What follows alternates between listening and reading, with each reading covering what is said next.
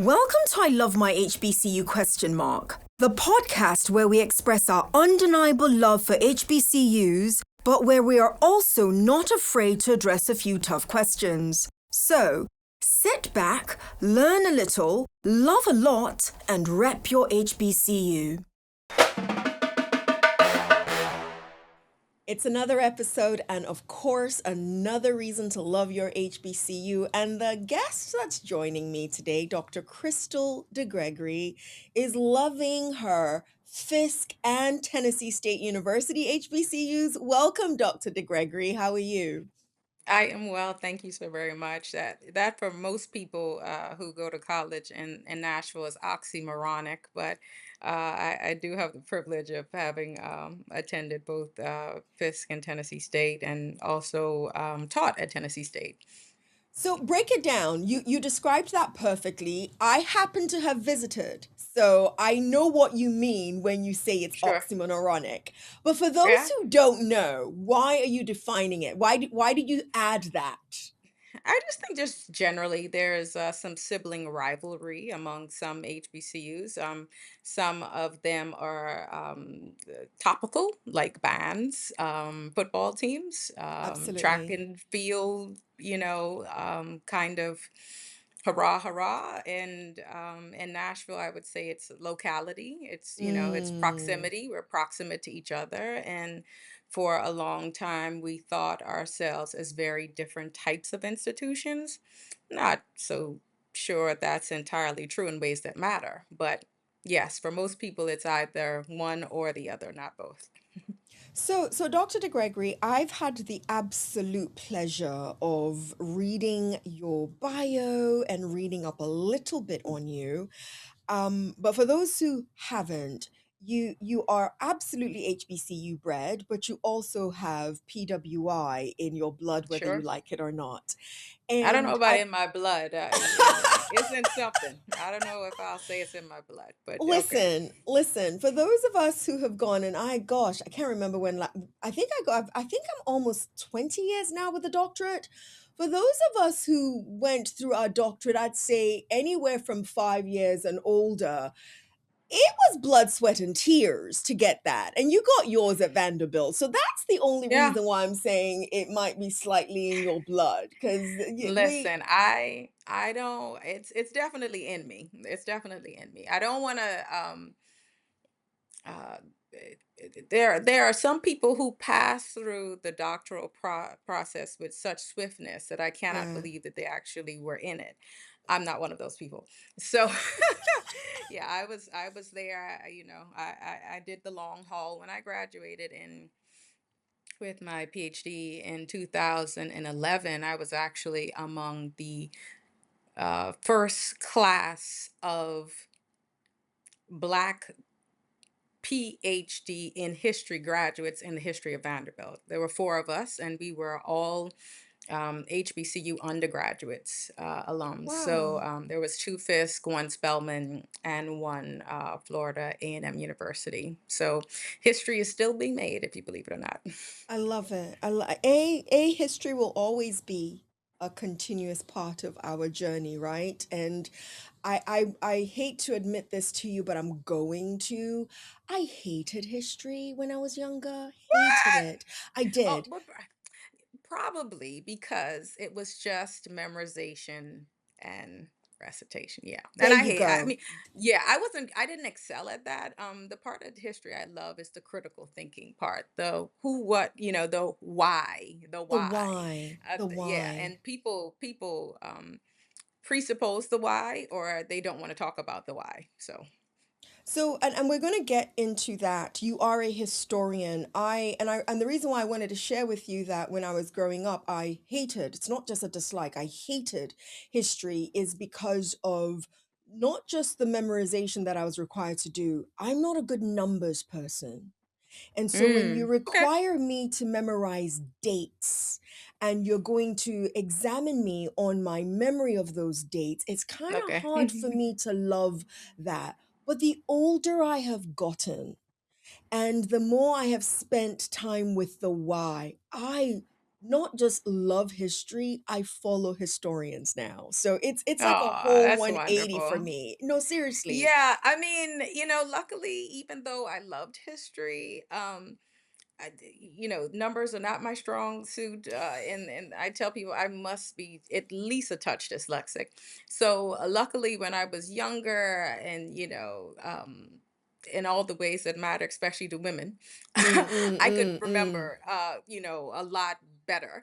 And so in this instance, it's helpful to not have to regurgitate in that way. If I had to study or perform history today how I had to in high school, it would not be my vocation. So you understand Sure. why Mhm. thank you, I appreciate that. So but let's Sure. go on the topic of history.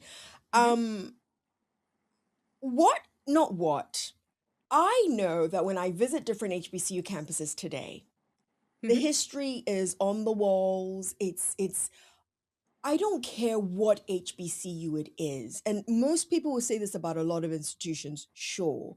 But we are Black, and our lived experiences, I believe, hearken us back to remembering that, Lord have mercy, what was sacrificed, what was what's it called, deployed and withheld in order for a lot of our land grant institutions to exist. So when I Sure. say there's history literally in the leaves and the trees of all HBCUs, that's what I mean by that.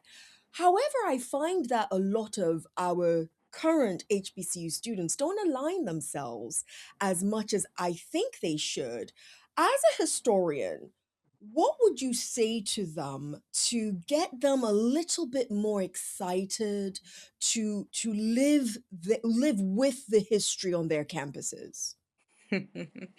That's a very tall order. I hate to tell Sorry. you, and not because of programming and chapel hours and the library as kind of watering holes for intellectual development, but just because this generation is a COVID Mm. generation.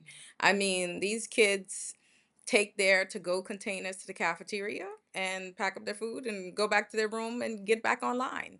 And so, what we're up against is not just how can we create programming. What we're up against is the programming that they come to college with that tends to be very insular, and kind of independent almost of collective action. I think the thing that is always important is that HBCU leaders, one, be visible on their campuses, two, have rigorous programming, three, double down on things that matter. If the alma mater matters, then make sure that it's sung at every meeting.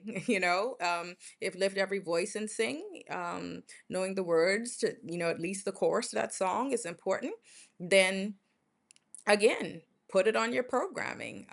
So I don't like to, I hasten to exceptionalize the historic nature of institutions. Like, if you've been around long enough, you have some history there.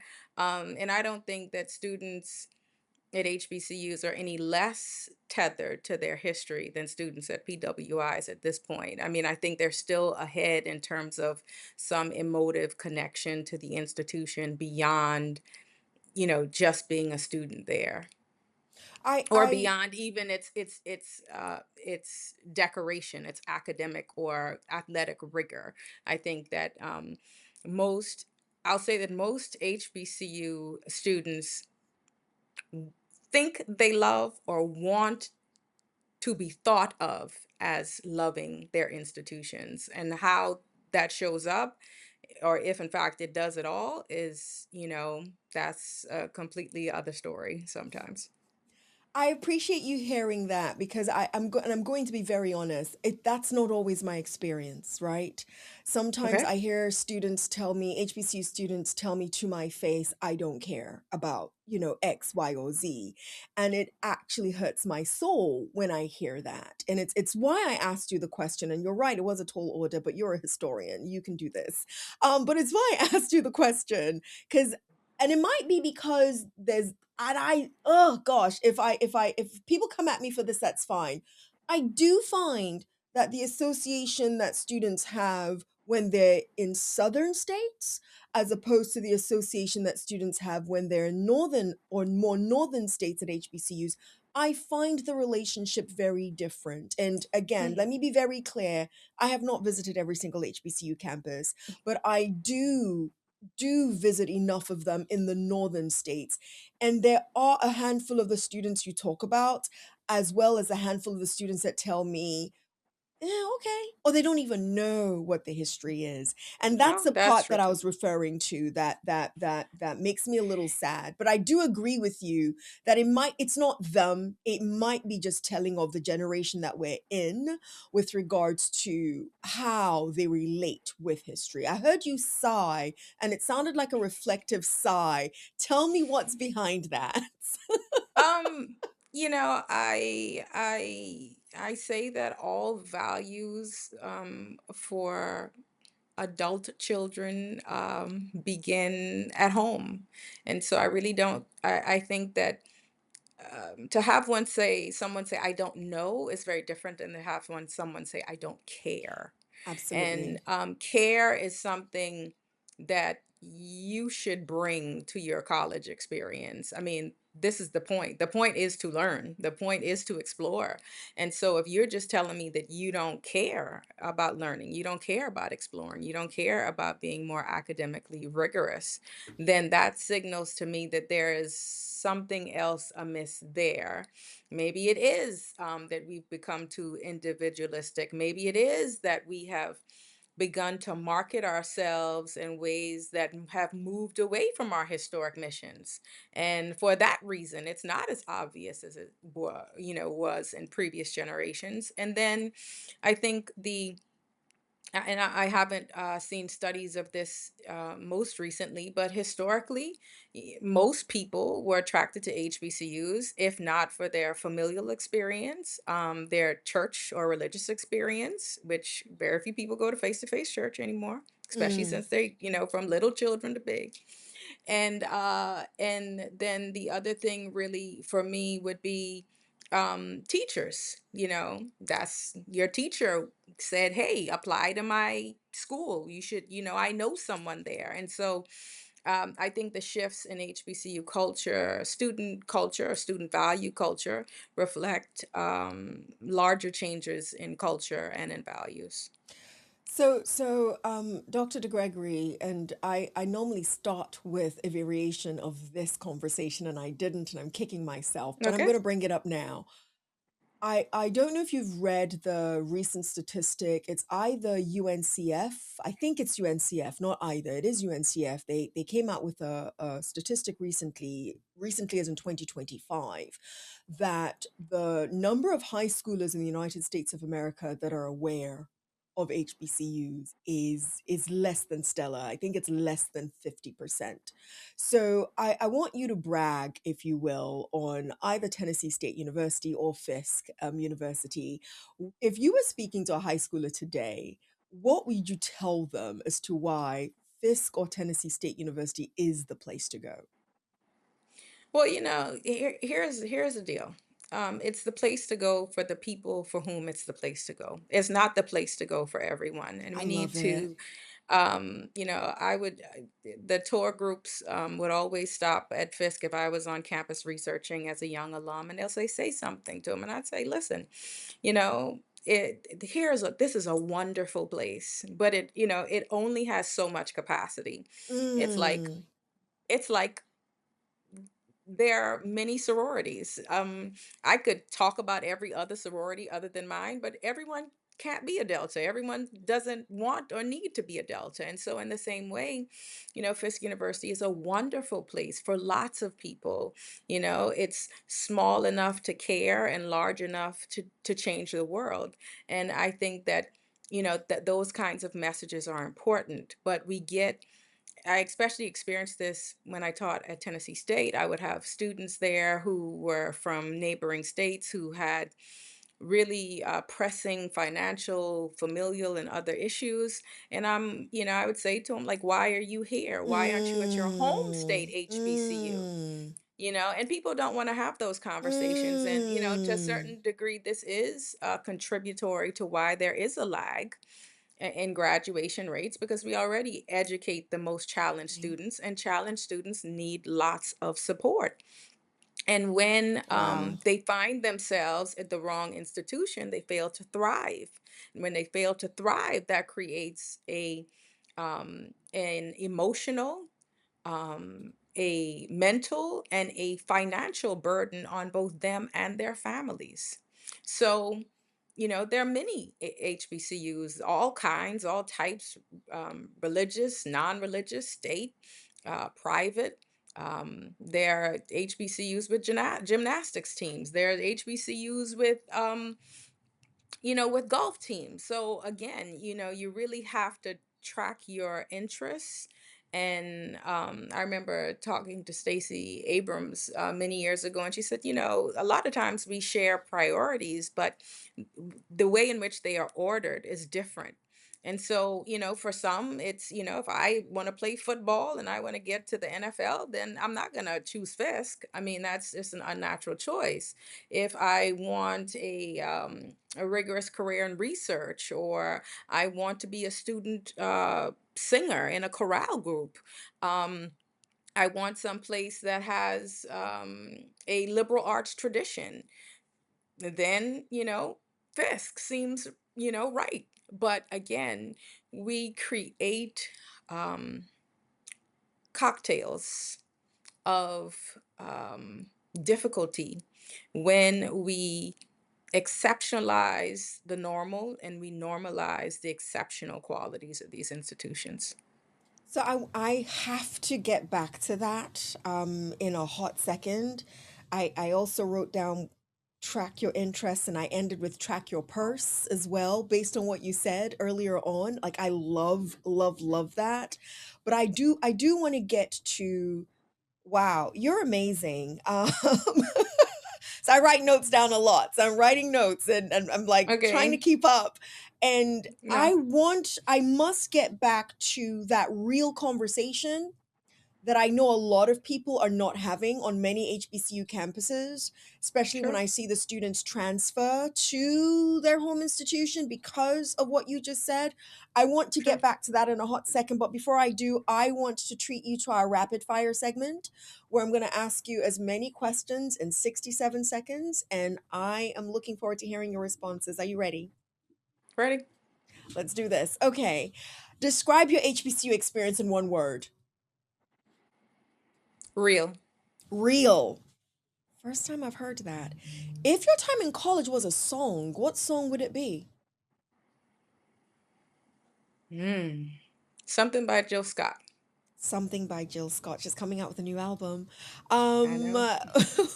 What would you have wanted to tell your college roommate and didn't? Girl, you should have stayed. Girl, you should have stayed. I love that. On a scale of 1 through 10, I think I know this answer. On a scale of 1 through 10, how good of a student were you? 10. I gave you 10. I gave you 10. Shout Yeah. out your favorite professor, person, whoever on your either of your HBCUs and what did they do?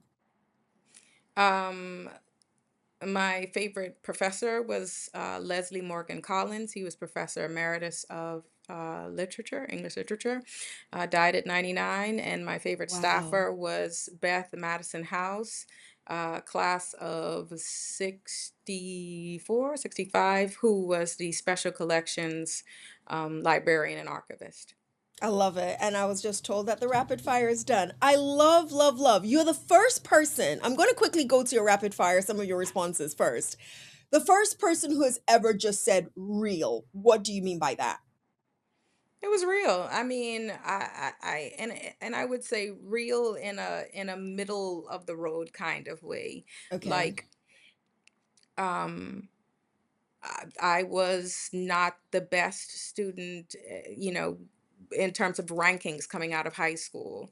Um, Fisk took a very real chance on me. I tell people that all the time. Vanderbilt, by the time I got to Vanderbilt, I was a sure thing. I would have succeeded in graduate school anywhere that I went. Um, Maybe more at some other places, but yeah, so very, very people driven, very down to earth. I wrestled with a lot of things. I mean, I tell people that I'm like a walking billboard for not having children too soon, because I really thought I had it all figured out, and I still have nothing figured out at this point. But I spent lots of time asking and answering hard questions of myself, the kinds of things that take real internal fortitude, and that require you to be fair and for you to be gracious, for you to learn grace. I'm still trying to learn that, not just learn grace for your past or the people in your life, but to learn grace for yourself. um, and so I was a very good student, but I really did maximize the opportunities, not just in the classroom, but outside of the classroom as well.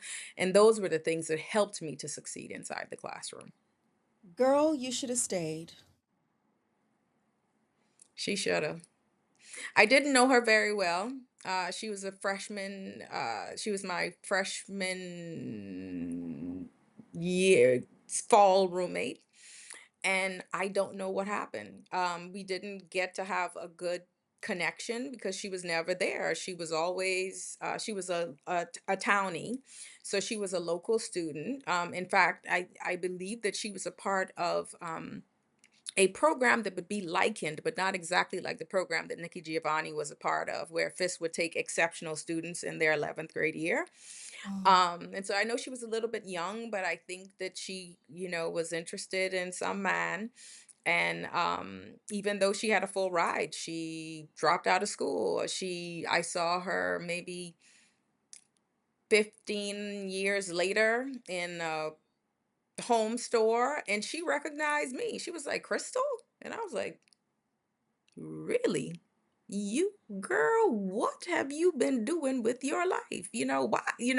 So it wasn't the kind of conversation you could get into, like, why did you of leave? course, yeah.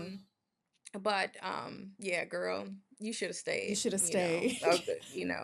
you should have stayed in college. I don't know. I don't even know if she finished college anywhere. Well, But yeah, you should have stayed at Fisk on a full ride. I mean, I that think that much part. is true.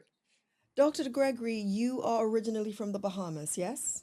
I am, yes. Born and bred. Born, bred, What? and possibly gonna dead a Bahamian. She said, born, bred, possibly gonna dead. I love that. I absolutely love that. I love your taglines. You've got a lot of taglines, just FYI. How and why Fisk? I want to hear your college selection journey. Um, how Listen, did this you end isn't up there? pretty.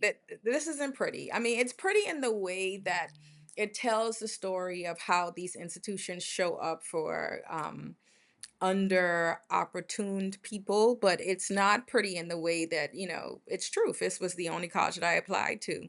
I had lots of health challenges in my 11th grade year. I didn't have the best GPA. There was a Fisk recruiter, an alum who came to the Bahamas, who met us in my high school auditorium, that said, people should come to Fisk. And he, he was asking people where they were going to college, if they already knew, and everybody was saying something. And so, being the person that I was, my hand shot up, and he was like, "You, where are you going?" And I was like, "Nail school." And there's nothing wrong with nail school. My sister does nails. Everybody learned through COVID. There's something to be said for not being able to do these things for yourself. But he was just like, "Are you really?" And I was like, "No, I'm just playing. I don't know what I'm doing." And he said, "Talk to me after this." And afterwards, he had another meeting. where an evening lecture of prospective students from across the island. And he said, "You're not going to nail school, you're coming to Fisk." I said, "Well, you'll have to convince my mom." And I sent my application in the care of the Bahamian mail service. It got there, but my application letter never came back to me. And so I just was calling him to say, "Hey, how you doing?" And he was like, "Why aren't you here? Like, school's starting soon." And I was like, "I'm not coming there. I never even got an acceptance letter." He was like, "What do you mean? I accepted you." And I said, "Well, I don't have any money." And he says, "Well, I'll get you some money." And I said, "Well, you still have to convince my mom." And he said, "I'll do that too." And he told my mom to bring me, and he told her that if I didn't succeed my first semester, that he would send me home at Christmas and she could keep me. And thankfully, she didn't have to. I'm sure she didn't want to either. By that time, I was even more opinionated than I had left, like, 3 months earlier. She was like, "Please go back where you came from. Like, go somewhere. You're just getting on my nerves." Everybody has different favorite segments of our podcast. I hear that the students really like the rapid fire. I really love the college selection journey. I Ah, love how different it is. I love how everyone's story. So that's why I now love history. Everyone's sure. story is so different, and that becomes a part of your story whether anybody likes it or not. And I'm hopeful, not hopeful. I know there is somebody that's listening and has heard this story, and it's going to trigger something for them with regards to what their journey of selection is going to be, because there's so many kids out there who don't know. They don't know what their next steps are going to be. You're Yeah, you're dying to say I, something. yeah, I am. I really am because I don't think it's bad to say this was the only school that I applied to and it Absolutely. accepted me when I act on that opportunity and take advantage of it to its fullest. But if, for example, Fisk had taken this chance on me and I cavalierly said, when you visited campus as a student, and you asked me, "What about Fisk?" And I said, "What about it? Like, I don't care." You know what I'm saying? Or, "I'm only here because this is the only place that accepted me." I think again, it's not the reality, it's how you treat it. Are you Absolutely. gracious? Are you Yeah. appreciative? I mean, you can have no appreciation for being accepted to all around 100 HBCUs or 1,000, higher ed institutions. So it's really about your attitude, once you get there. Like, what do you do with this opportunity? I'm in real time calling out every single student that I've ever, I'm not going to say your names, but every single student that I've ever spoken to. I hope you just heard what Dr. Crystal DeGregory just said. Those of you who have literally made that exact statement, well, that's the only one I applied to, or that's the only one that accepted me. Your approach to that reality matters. And I love the way you shared it, because I get that response. I ask students all the time, why this school? The response Sure, reveals a lot about the person sure. speaking when they say that. Yes. Dr. DeGregory, let's now switch to, before I get to her due, I want to hear about her due. I want to hear about the greatest good. I'm not going to say the whole title just now, but the greatest good, Nashville's Black Colleges. It's a long title, but I'm going to get to that in a And their second. students in the fight for justice. Yeah. There you go. There Yeah, you my go. my editor, sometimes I forget it too. I go back to my bio and like, what did I say I was writing again? Because I forgot. Yes. And this is one of the ways that I sure show my appreciation for HBCUs, and really for Fisk being the first HBCU. I mean, I watched a different world. I had gone on a college tour in grade 10. We went to Clark, Atlanta, I think Georgia State, and someplace else. I looked at the things with the colors. I was like, "What are those?" They were like, "Those are plots." I was like, "Plots of what?" They were just like, "They belong to organizations." I was like, "What kind?" I mean, these were just things I didn't have any awareness of. There was one time a USA Today journalist or editor described me as having muted ambition. I don't think anyone who has ever known me would describe me as having muted ambition. It was just the case that I didn't know. On my Uh, island, There was only one institution of higher education. I was the first student among my cousin and I. We were the first students in our immediate family to go off to college, and I describe immediate family as my mother's family, which is true for most people. But I was also the child of a single mom, and so her family was my family. And my uncle had gone to night school and gotten an associate's degree, but that was it in terms of higher education for us. And so I really, really appreciated the opportunity. To be honest, in some ways, I think I appreciated it too much. I think I'm too much of a devotee. Um, um, I have had wonderful experiences in all kinds of institutions in all kinds of places. And I've also had terrible, horrendous, um, ungracious experiences in institutions of all kinds as well. So we have to get to the place where we talk about these institutions as being able to do great, great good, perhaps Yeah. the greatest good of any institution amid the Black community, but they are Mm. living, breathing places of people. They're driven by people. They're not just brick and mortar and old pictures on a wall. And so people's choices matter. How people treat people matter. How people respond to people matters. And those are areas just like other kinds of institutions where we have challenges and we have work to do. And, I would argue that for the sake of Black people, for the soul of Black America and the diaspora, we have to be prepared to do some of the dismantling of things that we practices, beliefs that we accept as true and truth without interrogating them. So even the order of campus life, even though institutions, educational institutions are referred to by women pronouns, female pronouns, she, her, mothering, um, people love men. They love men. They love men who run these schools, and they don't always not run them in the ground. So at some point we're going to have some listen, if we're not going to be able to have honest conversations, then this landscape is not going to be the landscape for me. Because I am real. I am Mm. real.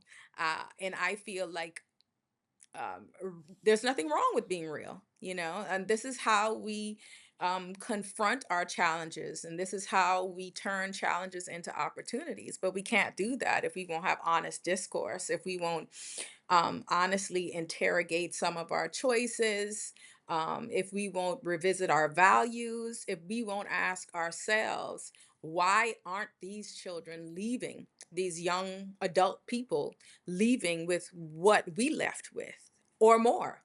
And I think some of that has to do even with just the phrasing. And that's why I paused to correct myself, because these aren't children. These are Mm. somebody's children. Mm. Mm. They are children of the institution, Mm. but they're not the children of the administrators. They're not the children of the professors. They're not the children of the staff.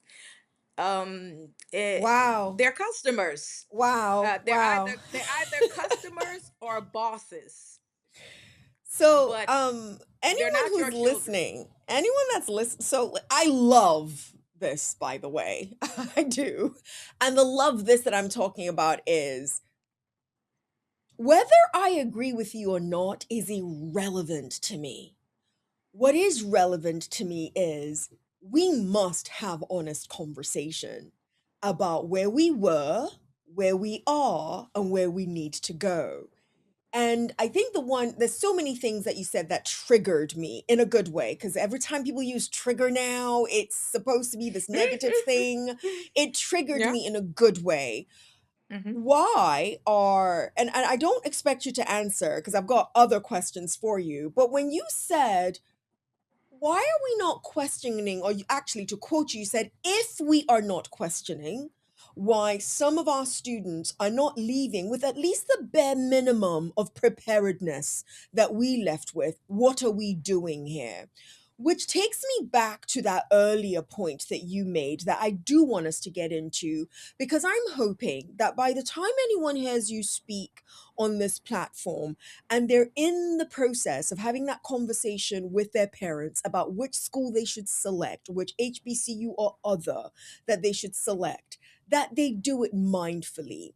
You said track your interests, and I said and your purse. And it's purely based on you questioning why an out of state student is attending a particular institution, knowing Hmm. that they can't meet the financial burden and it is Hmm. cheaper at their home institution.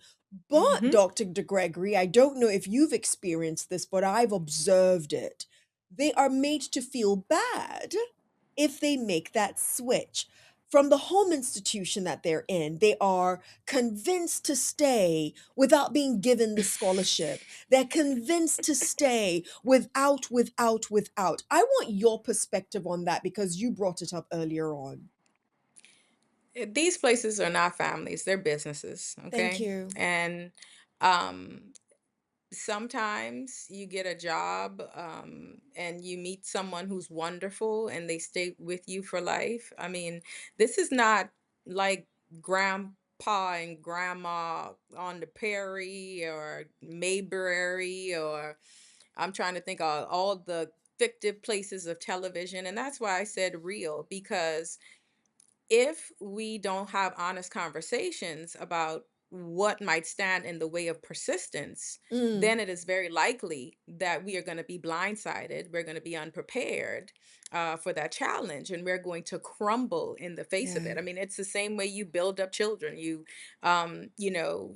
teach, you potty train them. I mean, it just doesn't happen, right? So, you tell them, you teach them to brush their teeth and comb their hair and all of these things, and you also tell them don't talk to strangers, yeah. right?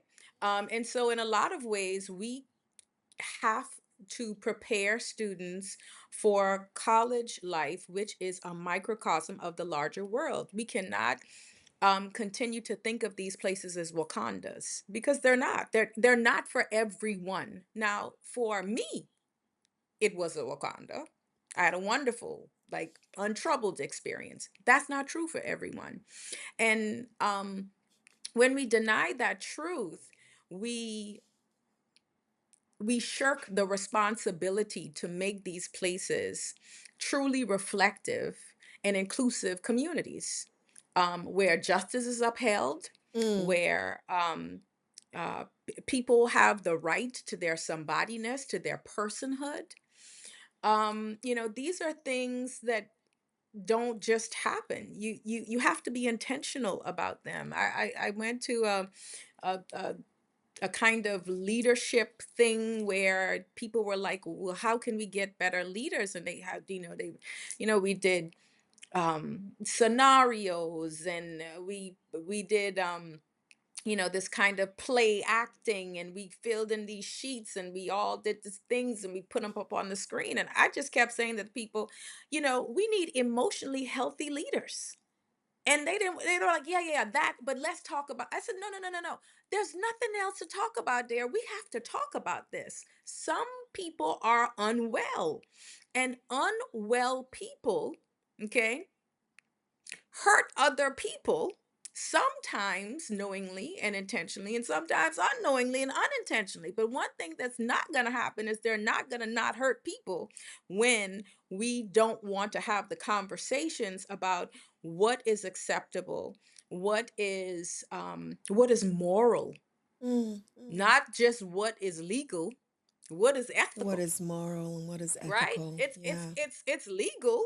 It's institutional for you to say to the student, "Oh, you should stay." But that's not moral. That's not ethical. I had a student over 10 years ago at Tennessee State. She was from Alabama. Her mom had had a massive stroke and was paralyzed, needed round the clock care. I mean, she just did not have the capacity Yeah. to persist there. And I'm like, she didn't. And again, some instances, some things are different, right? Some people need to get away. Yeah. Not so. So Yeah. I'm not Yeah. saying that everybody Hmm. has to go to a Of local thing. course. Some people need to go away. far, far away. I mean, and for some students, as far as they can get is two towns over. And I'm like, yeah, because every familial relationship is not a good one. and Yeah. and this is often where the rubber meets the road, as young adults become awakened and realize, and oh gosh, 20 years ago, realize that somebody used their credit. It's messed up, you know like these kinds of things cause real strain on relationships that Absolutely. that Absolutely. adult students have with their family. Oh, where's your refund check? That's my check. No, that's a That loan. is so true. So That is considering so that I true. am going to be responsible for paying back the loan, then I ought to be responsible for using this money responsibly. This is Yeah. this so many there's a higher percentage, obviously, in these kinds of institutions, of students whose money goes to pay the light bill at the house Yeah. that they Yeah. can't even go to at the summer. So we have to really talk about the ways in which misogyny, for example, this whole idea that there's a male ordered universe, and black institutions, like black people, need black men to lead them. The presidential turnover of women is horrendous. um, some of these women presidents, administrators, are just as chauvinist as the men. Hey, listen, we can get into it, but I'm just saying, Do there's you a lot think, there's a sorry, lot to be said here. There's a there lot to be is, said. there is. Here's Yeah. my question. Have you found there to be an appetite for the conversations? No. Yeah.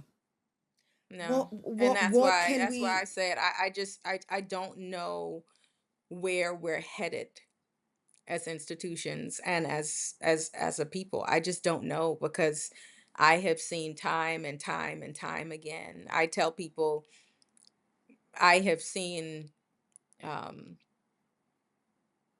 vile things in black bodies. Um, and in black spaces. I mean, I was, in fact, let me give you a great example. I was at a national convening, which everyone was there for the free. They put us up, great, top of the line hotel, everything. And I got to my section, and I was supposed to be talking about trying to build an academic center, a research center at an HBCU, and what was that like. And I was saying to people, listen, don't come here on a presidential whim, because you'll leave on one too. And I had a woman heckle me from the floor and tell me how I didn't know what I was talking about. And if you bring enough value, that these institutions will value you. And it's just not, it's just not always true, right? It's not always true anywhere. And it definitely is not always true in everyone's experience, and we mm, cannot continue to invalidate people's lived experiences because it's yeah. inconvenient to the story that we're trying to tell. Now, everyone doesn't tell the story. I'm not an admissions counselor. I mean, I do think that some of the things that I said would benefit an admissions professional, but that's not what Sure. I am, right? Yeah. I am a public intellectual, so I am thinking deeply about ideas. I'm not dare saying this is what belongs on a public bus or on a Of billboard, course. Of but course. this certainly should have a space. Yes. um and it should be something that we intentionally seek after. How can we be better? Where can we be better? What can we do better? How can we show up better? Not just who can have the better seats in the box to the games.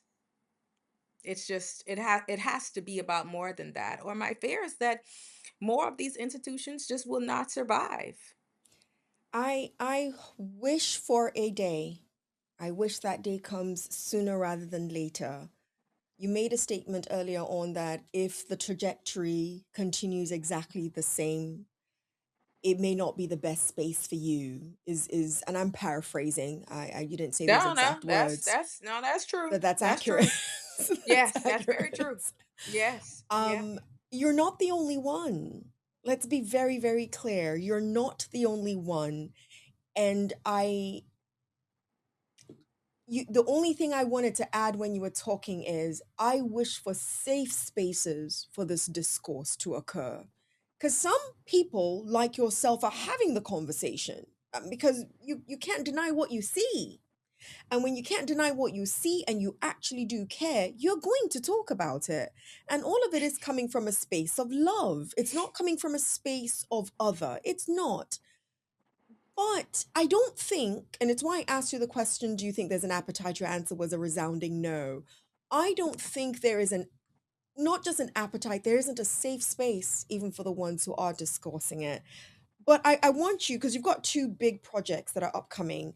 And I look forward, you have to tell us when Her Due podcast is launching. When is it launching? I don't know, but it has to be sometime soon because I have to have a safe space. I mean, I just have to. I mean, this has to have somewhere to go, and right now it doesn't have anywhere. I tell people that I believe in Black people. I believe in Black institutions, and above all, I believe in Black women. Um, Black women have made me the person that I am, and Can so we just uh, both agree that Black women have built almost everything you see in Black spaces?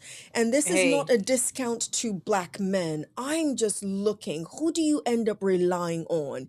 It is often a Black woman. Sorry, Dr. sure. DeGregory. Go Hey, no, ahead. no. I mean, there's no need. I mean, this is the truth of the matter. This is why I started HBCU Story, not just for collective stories, but for the kinds of stories that people didn't know.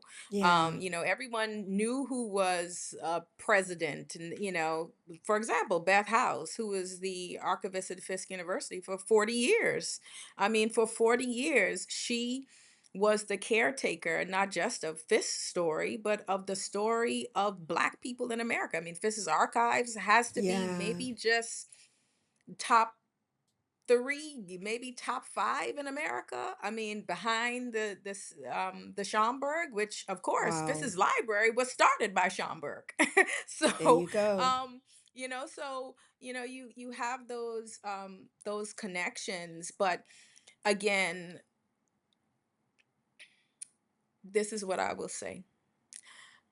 Until it does not cost people their heads, to Mm, be honest, mm, people will continue to choose um, mm, dishonesty by omission or commission mm. because people need to eat. People need to Yes. survive. People don't want to fight every day with their employer or with their colleagues, right?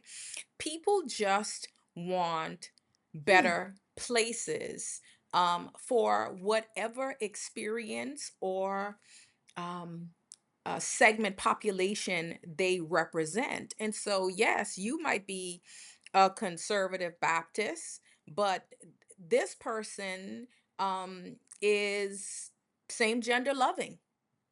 There got to be a place for that. I mean, because if I start to go in history and take away the Black queer people, we gonna be in trouble. And I think we will be disproportionately in trouble with Black men, in fact, than we would be with Black Those we women. know of and the ones we don't know of. I Well, listen, listen, listen. and so I'm just saying again, who sits at the table and says, you know what? Yes, um, I don't want to use pronouns, but I can see the value in pronouns. I mean, I use pronouns because it makes other people comfortable Mm, to mm. express theirs. Not because I have to, I have privilege. I have heteronormative privilege, right? And so, yeah, I want to question that. And so, here's the thing: what I say to people when I worked at a former center, then for race, I would say to Black people in the room, "What work do you have to do? It can't just be about white people work now. We all have work. No, Now, we do. at There some you point." go. There has to be something that you are uncomfortable with that you can also work on. Maybe it's native privilege, maybe it's language privilege, Mm, maybe it's class privilege. Yeah, Maybe it's yes. skin tone, maybe it's pretty privilege. Everyone has something that they can interrogate. But that's not a very popular thing. You can easily raise a chorus among a room of people who all want the same thing. Of And course. so again, when we get into these institutions, people want a degree, yes, but what else do they want? And I think that it's Hmm. important that if um, people don't want it, this one thing that you said, if they don't want safe spaces for other people, then this is not a place where they belong.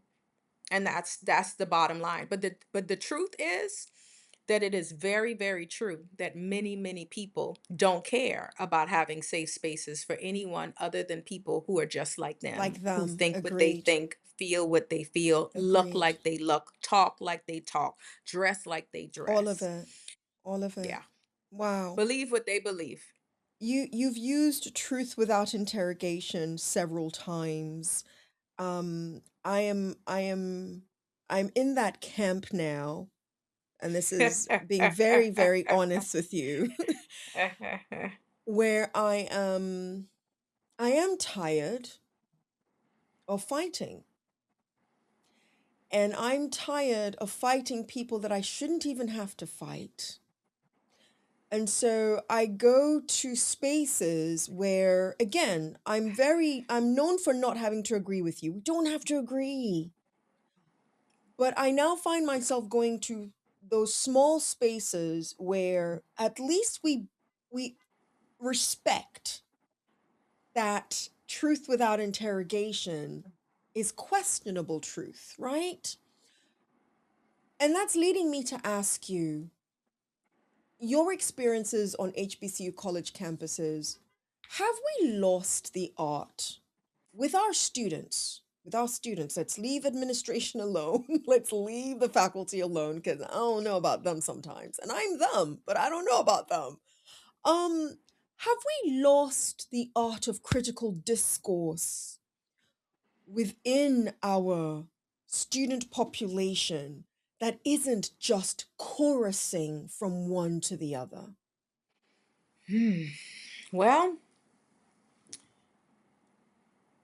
again, it is difficult, I would argue impossible, to separate student discourse from staff discourse, from faculty discourse, from administrative discourse, from presidential discourse, from alumni discourse. We cannot expect children to do heavier lifting than we are Than prepared to we are do. prepared to do. We just can't. I mean, and I don't think that we do, because Yeah, I had this thing I said, HBCUs that venerate their activist alumni but interrogate their activist students. Think about it. So you want to claim the civil, freedom riders and senators and all these people, but then when you got students on your lawn in you tell them to tents, keep quiet. you tell them, this a business. I mean, when you have students Hmm. that you brought to your institution, um, in a with a contract that said to them, if you meet these benchmarks, here's the scholarship money, and you take it back, and you tell them, well, I don't know, you either get it or you don't. We have to make hard decisions. I mean, listen, you don't want me to get into it, but who's making hard decisions about their chief of staff and their special assistants and their armor bearers of various kinds? I mean, and until we're ready to get into it, then let's not get into it, because we're not really getting into it. We're just talking, and that's okay. But until we really make an effort to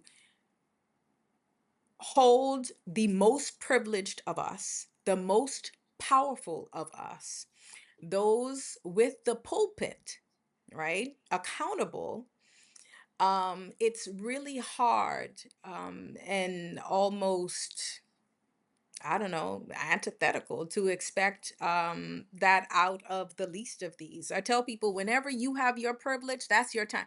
When you're quote unquote, in the Caribbean, political parties tend to just swing, swing, swing. I mean, same is true in America, but I always tell people there, which I've never seen in America, when it's your party in power, that's your time to raise your voice because you have privilege, you have influence.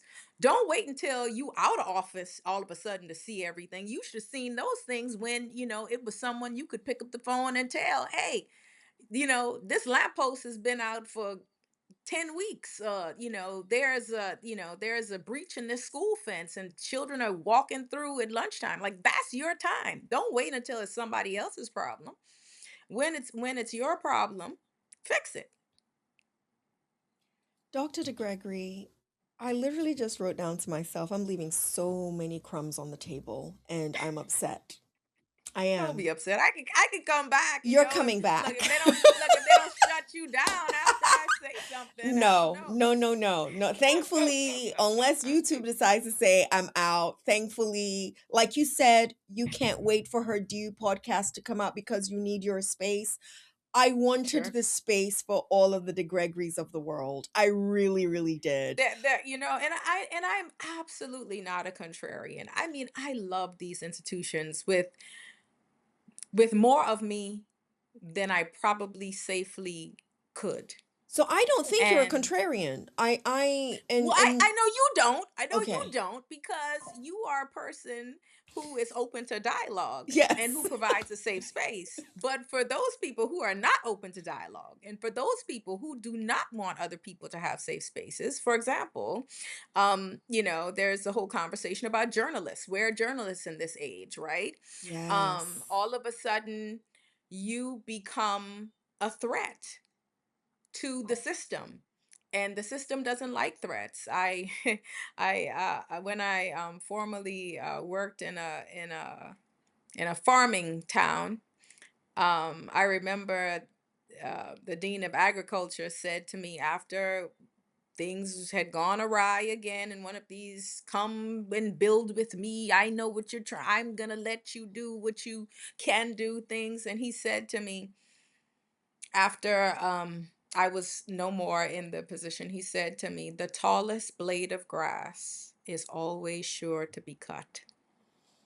And so if this person isn't out here saying, hey, let me treat the grass, let me water the grass. I mean, if they are cutting down grass and you are tall, You're going to be you will be sure cut. to be cut. Yeah. And again, I think that these are pressing times. I think that it's easy, again, to look at what other people are doing wrong. It's easy to herald what you yourself are doing right. But it is very, very important that we constantly hold these things in balance. Again, that we realize that there are parts of our experience that are quite normative, quite representative, and there are others that are very much exceptional, but the exceptional parts have to do with expansiveness. It has to do with a blackness that's not just one kind of blackness. It's not just state based or regionally based or even nationalistically based. It's how many different kinds of people can come to this place and still be watered and can leave whole, or can at the very least leave better than they came. You described yourself accurately as a public intellectual earlier on. And when the greatest good, Nashville's black colleges, their students, and the fight for freedom, justice, and equality, I got the whole name.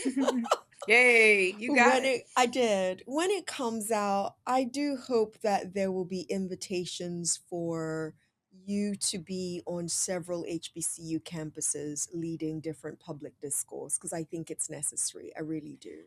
I hope so. Again, it's not a browbeating, right? It's not. I describe it to people as a love letter, but a love letter that comes from a very honest place. Have you ever seen the discourse between Nikki Giovanni and James Baldwin when she said, "Lie to me, you lie, you go to work, you lie to them. Why you bring me every problem?" You're like, why, And so again, It's that honest discourse. I'm a product of these institutions. I Yes. love them Same dearly. here. I, Yeah. I, you know, uh, I studied them against the grain. I mean, it's part of Yeah. the reason it took me so long to get out of Vanderbilt because nobody wanted me to do it. um, I had to fight. I had to fight for this discourse. I had to fight for this subject matter. I mean, again, I started my research into HBCUs 20 years ago. It was not that hot. It wasn't like it is now. Okay, it There was you it was go. different back at the old house. I mean, the same thing for HBCU story. There were just like maybe 5 or 10 platforms back then. We were the wild, wild west. And one of the things Mm. again that I tried to do was to just stay positive, stay positive, stay positive, because as a student consumer of HBCU history, I didn't know what hagiography was. I didn't know that this was when you basically told a story and you only wanted to tell the good parts. I didn't know what that was. And so even what I wrote then, which was in large part, for my dissertation that comes into the book, it will be different because, I was a bright-eyed, idealistic big kid at that time. I thought I knew everything. I thought I'd experienced, I mean, experienced loss and all kinds of other challenges, but with time I just see the value in honesty, not brutal, not prejudiced, but from care, the kind of honesty that we need to have in order to be better versions of ourselves. And I believe that as a person, I believe that as a community, as a people, as institutions, as nations, that until we get to the place where when we have that privilege, we interrogate it. When we have pulpits that we, as Janetta Betch Cole would say, bring other people to the room and to the table to have a seat. Um, you know, when it's just about what we can get out of it or what people like us can get out of it or going along with it gets us, we will continue to not be all that we can be, all that we should be, and all that we need to be, because this world is doing pendulum swing. And I Mm-hmm. told my students it was cyclical. I mean, I had students, I remember they was like, oh, that I didn't I so this is how long I was teaching. I wouldn't accept my students on Facebook because it was like a private thing. And so I only would accept them when they became graduates, right? And so I have lots of them now, and not very recently, but maybe about 5 years out from undergrad or 10 years, they would say, you said it. I remember when you said that, and you said when it happens, reach out to you. And so To I'm me, reaching out to you to yes. tell you. And so again, when we see these patterns and we see these pendulum shifts, we have to be uh, responsive. We have to send young people out into the world prepared for the Yes. challenges that they Yes. will meet. And lots of that has to do with making the hard right choice, Choice. right? Courage isn't about making the easy choice, it's really about It's the the hard hard one. choices. And so many people um are not courageous, not just in a moment where, like you, I am exhausted, I am tired. I am so tired. I don't know. I Look, I asked ChatGPT, will I ever not be tired? Is this just the rest of my life? From here on, I'm just gonna be a tired black woman all my life. Um, right? What I did mean, I'm ChatGPT tell you exhausted. though? What did Chat tell you? I I'll know have you're to tell you joking. offline. I will though. Listen, probably, yeah, you're gonna be a tired black woman for a long time. You've been sleep deprived, you've been burning the candle at both ends, you overproduce, yeah, Yeah. you're gonna have some challenges. But we I remember someone saying, If you ask the question, you're not the person who needs to ask the question." And so I think so many of us are aware, sometimes maybe even hyper Mm, aware, to be mm, honest, right? mm, mm. But what about the people who know they are just completely oblivious to anybody else's problem, reality, or anything? What about Yeah, them? Like, yeah. they are the people who need to regularly check in and Check say, it. "Hey, maybe I'm not doing such a good job here," Yeah. right? Um, and we don't have enough of that. I don't think that we have a climate that really welcomes that either. I don't think so. Um, No and matter I what and you I hear don't people and I say. don't yeah, and I don't just think it's in white houses. I think it's in black houses too. On that note, I know, like I said earlier on, I know there's a lot we have not covered, and you've promised, or you didn't promise, but you said you can always do this again. So we're Sure. gonna have you back. We have to have you back because there's a whole lot more to discuss, and we can just skip all the other stuff and get right to the meat, is what I'm looking forward to Hey, with you. I really, hey, really no, no. I am. tell people all the time, having a PhD is knowing a lot about very little and knowing a little about a About whole a lot. whole So lot. You're not wrong. You're absolutely not wrong. But as we bring this to a close, this particular conversation to a close, is there anything you want to bless our audience with that you're like, Tosin, I know I'm coming back, but I need to say this. yeah, there is the opportunity. This last July marked the 150th birthday of Mary McLeod Bethune, sesquicentennial. And after leading the triennial meeting of the Southern Association for Women Historians, the first to be held at a Black college university, I thought, hey, we need to do more. And so, we have the Lemonade syllabus, we have the Charleston Massacre syllabus, we have all these. I was like, listen, I'm going to do a Mary McLeod Bethune syllabus. Like, we need to do more. Nice. And so, Bethune at 150 .org is up, it's running. It's seeking collaboration, seeking contributors. I think that among the syllabi, it's the first of its kind in that it is going to be kind of, although refereed, it's going to be publicly put together so anyone can make a contribution. um, More often than not, the syllabi have been products of either one person or just a small handful of people, and so I'm hoping to share the wonder, but also share the workload The wonder around. and the workload. I love that. But to include things that people wouldn't typically do, like art and like public murals or institutions bearing Mary McLeod Bethune's name. And so, in that way, we're just at the beginning of it.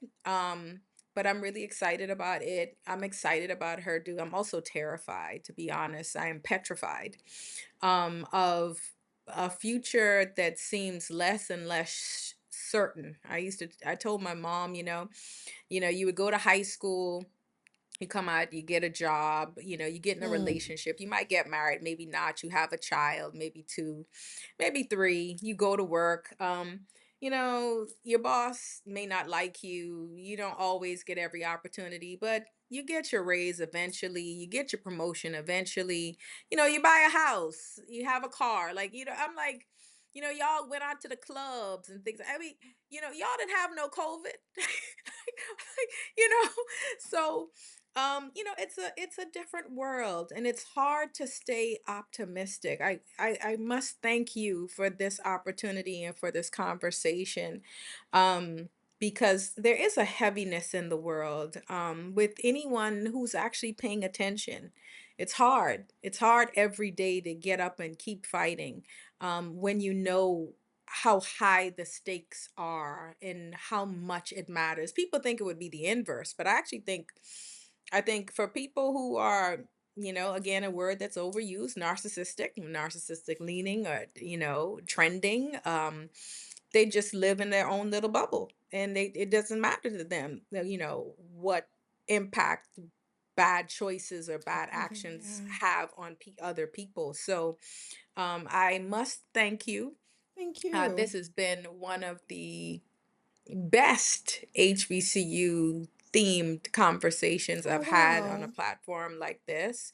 And I just sincerely wish you every good thing. I hope that your listeners, again, go into their college selection with their eyes wide, with their ears and their hearts Okay. open to learning, and with a fierce determination, because no matter where you go, you will encounter defeats. But as Mother Maya Angelou says, you must not be defeated. You must not be defeated. That I listen, I will not add much more to that. I would not add anything to that, not just much more.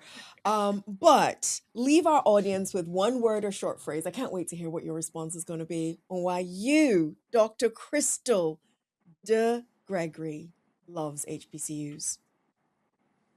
Oh man, black. I